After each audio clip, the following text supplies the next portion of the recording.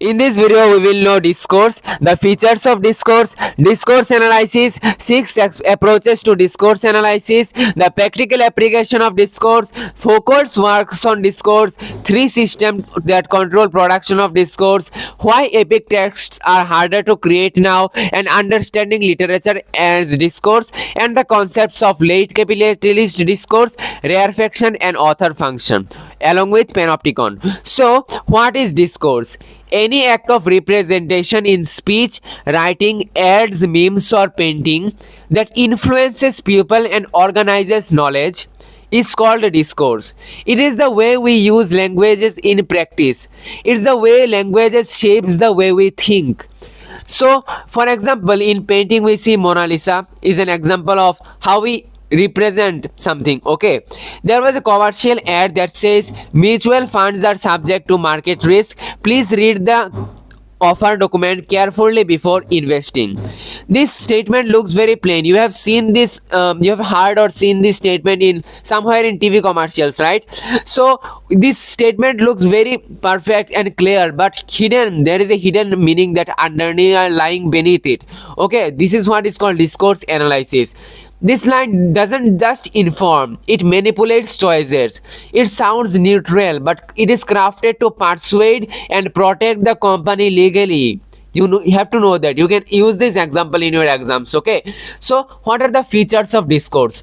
So discourse is domain specific. It can be a variety of domains. It can be of banking, it can be of in the field of education, science, commerce, medicine, anything. It is tied to power.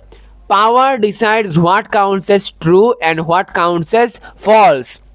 So the authorities that they run the world and they decide what is true, what is worthy of studies, and what are the things that needs to be put down. Okay, so what is discourse analysis? So you need to understand that discourse analysis is something that was theorized by Michel Foucault, but it was given a method by Norman Fairclough. You need to learn his name. Norman Fairclough made it a method, and that guy named Michel Foucault theorized it. Okay, so what discourse analysis does? What can you do on this? Okay, it studies how language works in society.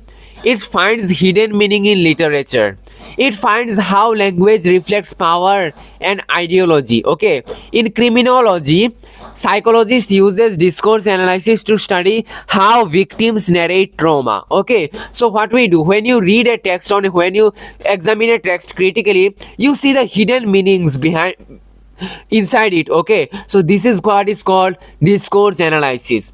So discourse is the use of language seen as a form of social practice. This is a popular quote or phrase that you can use in your exams too. So what are the 6 approaches to discourse analysis? You can note them down. Conversational analysis, that studies everyday talk. Discourse psychology, Foucaultian analysis, intersectional sociolinguistics, Bakhtinian linguistics analysis, and critical discourse analysis. These are the 6 approaches to discourse analysis. Then there is a practical application of discourse. This is very important. Civilization as a discursive strategy. How? So those students, I hope you have read Heart of Darkness. You can see how the colonizers created categories. I mean, how they told that the indigenous people are tribals or primitives or uncultured, uncivilized people. They called as tribals and they refer to them as bestial. The colonizers went to the jungle to invade their land and told them bestial, like wild and primitive. So the thing is, in natural, eternally, they are not actually tribals. They are not actually uncivilized, uncultured. The colonizers use this strategy, this civilization as a strategy. This is how discourse is working. Okay, to manipulate, to invade the land of those tribes. Okay, so another example of it is happy cows gives us milk. A Amul company says that mamata se bhara gav ka doodh. Okay, but you can actually do you know that in the dairy industry cows are go through hell because of that, because so that we can get milk. It is something the dairy industry and the Amul company have used this example. Happy cows gives us milk to manipulate us, to make us feel comfortable to buy their products. Actually the reality of dairy industry is just gruesome. Okay, it's so much violence. You and we, all of them, us should go vegan for the cows. Please remember that. So what are the Foucault's works on discourse? Archaeology of knowledge, order of things, discipline and punish, history of sexuality and madness and civilization. That's the most important. You should be madness and civilization. That's the most important. Then the three systems that control the production of discourse. Number one of them is prohibition. Okay, so what is prohibition? Sexuality, politics, such type of things. Okay, in the Victorian society you cannot write explicitly about such things like sex, incestuous things like that, but still D.H. Lawrence wrote Ladies at Earliest Lover and Women in Love, and because of which so many of writings are not published. Okay, so this is what happens. Because of prohibition, some things are taboo topics and that is prohibited. When a child is watching an adult cinema, his father or mother says, don't watch this movie, it has adult scenes. So this is how the prohibition works. Okay, another system that controls the production of discourse is rejection of madness. So some things are rejected as madness. Okay, for example, in Don Quixote, was written by Cervantes, was someone who believed in chivalry, knights, etc., but we see how he was dismissed as mad. Okay, so this is how rejection of madness works. Truth versus falsity. Institutional legitimizes and classifies something as true and others as false. Okay, they are the ones who decide it. You cannot do anything about it. So understanding literature as a discourse. As a literature student, you need to know how literature is a discourse. Okay, so in literature, discourse controls what is written and how it is written and which texts are worth of studying, you know. Then why epic texts are hard to create now? So earlier what happened? Earlier there was a synthesis of consciousness. There was a spiral, there was a free flow of sharing thoughts.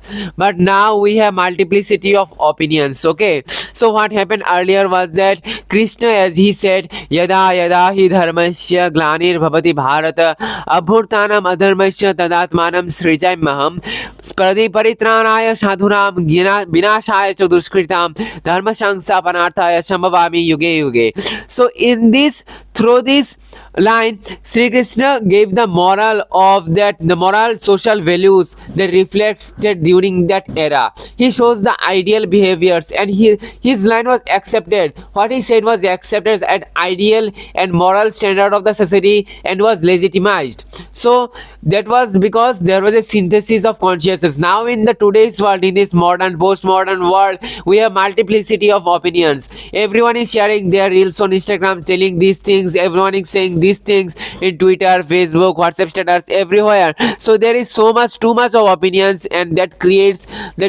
cannot create a synthesis of consciousness, because of which discourse, epic text cannot be produced today. So late capitalist discourse. So in late capitalist discourse, what happens is that it works like a panopticon, which was something invented by Jeremy Bentham. So Foucault says that in late capitalist society, in the modern society, the surveillance is like invisible. People monitor themselves. Okay, people consume knowledge as they consume products. We are buyers and we just consume things. So this is how late capitalist discourse works. And now we will learn some terms like rarefaction. It means certain texts are elevated and canonized. For example, God of Small Things by Arundhati Roy. Some texts like this are elevated to a new status, given new heights. It was basically a translation, but it was given the prize, Pulitzer Prize, Booker Prize. Okay, so it was elevated and considered worth of studying. And others like the writings of Dalit women was doomed as unimportant and was marginalized from the history, and we cannot even find them. So this is how rarefaction was, prioritizing one work over another.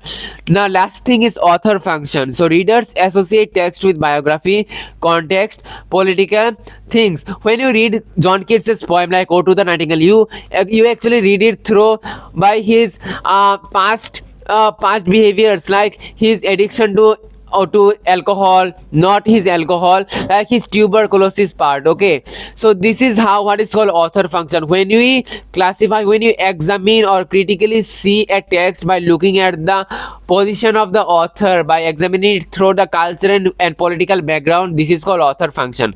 And another example of it is Kubla Khan, written by Samuel Taylor Coleridge, where when we read Kubla Khan, we associate with Coleridge's opium addiction. So this is how author function works. We associate stuffs like this by relating it to the author. An exception of this is Jane Austen's novel Northanger Abbey. It was a parody of Gothic fiction. The people thought that she only writes about marriage, okay, but in reality she wrote about everything. Then she wrote Northanger Abbey, which was a parody of Gothic fiction, and it was an exception.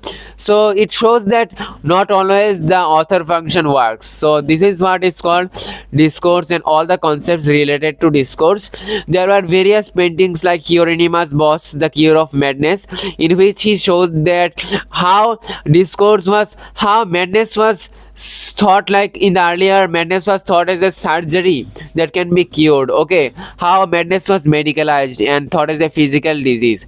So this is what is called discourse, and this is all you need to know about discourse. So I hope this discussion will help you to answer questions and you have understood what I said.